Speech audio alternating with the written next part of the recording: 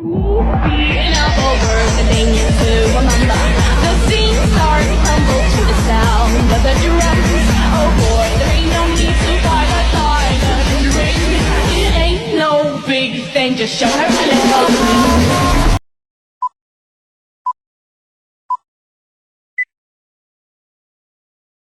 Assalamualaikum warahmatullahi wabarakatuh. Kami dari kelompok 6 yang beranggotakan Ayu Salsabila dengan NIM 23301071 dan saya Gita Alivia Umardi dengan NIM 23301077 yang akan menerangkan tentang aliran Al-Asy'ariyah dan Al-Maturidiyah.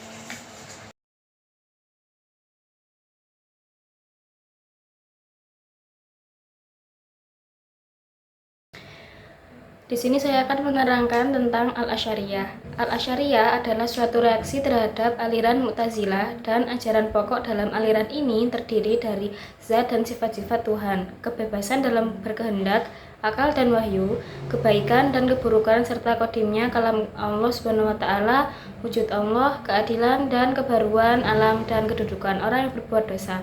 Aliran Asy'ariyah didirikan oleh Abu Hasan Al-Asy'ari menjadi salah satu cikal bakal lahirnya aliran Aswaja atau Ahlussunnah wal Jamaah. Asy'ari semula berpaham Mu'tazilah, akhirnya berpindah menjadi Ahli Sunnah. Sebab yang ditunjukkan oleh sebagian sumber lama bahwa Abu Hasan telah mengalami kemelut jiwa dan akal yang berakhir dengan keputusan untuk keluar dari Mu'tazilah. Munculnya kelompok Al-Asy'ariyah ini tidak lepas dari ketidakpuasan sekaligus kritik terhadap paham Mu'tazilah yang berkembang pada saat itu. Kesalahan dasar Mu'tazilah di mata Al-Asy'ari adalah mereka begitu mempertahankan hubungan Tuhan dan manusia, bahwa kekuasaan dan kehendak Tuhan dikompromikan. Paham Asy'ariyah semakin berkembang lagi pada masa keemasan madrasah Nizamiyah, baik yang ada di Baghdad maupun di kota Naisabur.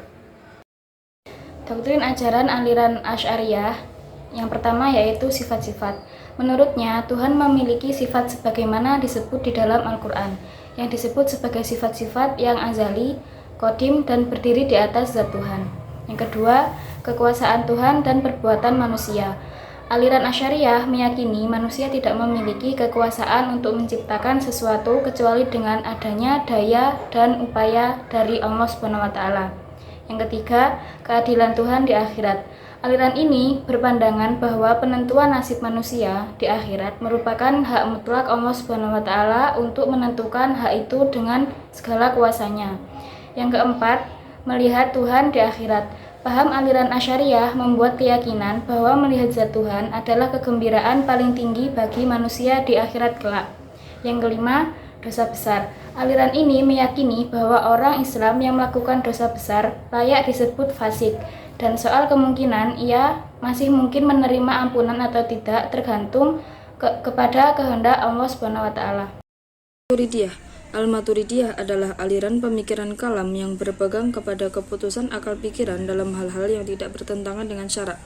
Sebaliknya, jika hal itu bertentangan dengan syara', maka akal harus tunduk kepada keputusan syara'. Berdasarkan prinsip pendiri aliran Maturidiyah mengenai penafsiran Al-Quran, yaitu kewajiban melakukan penalaran akal disertai bantuan nas dalam penafsiran Al-Quran. Dalam penafsirkan Al-Quran, Al-Maturidi membawa ayat-ayat yang mutasyabih atau samar maknanya. Aliran Maturidiyah lahir di Samarkand pertengahan kedua dari abad 9 Masehi. Pendirinya adalah Abu Mansur Muhammad ibnu Mahmud al-Maturidi di daerah Maturid, Samarkand untuk melawan mazhab Mu'tazilah. Al-Mansur Maturidi wafat pada 333 Hijriah, menganut mazhab Abu Hanifah dalam masalah fikih. Oleh sebab itu, kebanyakan pengikutnya juga bermadhab Hanafi. Al-Maturidi dalam pemikiran teologinya banyak menggunakan rasio. Hal ini mungkin banyak dipengaruhi oleh Abu Hanifah karena Al-Maturidi sebagai pengikut Abu Hanifah, dan timbulnya aliran ini sebagai reaksi terhadap Mu'tazilah. Doktrin ajaran 1. Kewajiban mengenal Allah Subhanahu wa Ta'ala dan syariat Islam. Menurut aliran Maturidiyah, meski akal dapat mengetahui kebaikan dan keburukan secara objektif, tetapi pemikiran manusia tidak dapat mencapai pengetahuan agama atau perintah Allah Subhanahu wa Ta'ala secara sempurna. 2. Kebaikan dan keburukan menurut rasio. Maturidiyah membagi kemampuan akal dalam mengetahui kebaikan dan keburukan.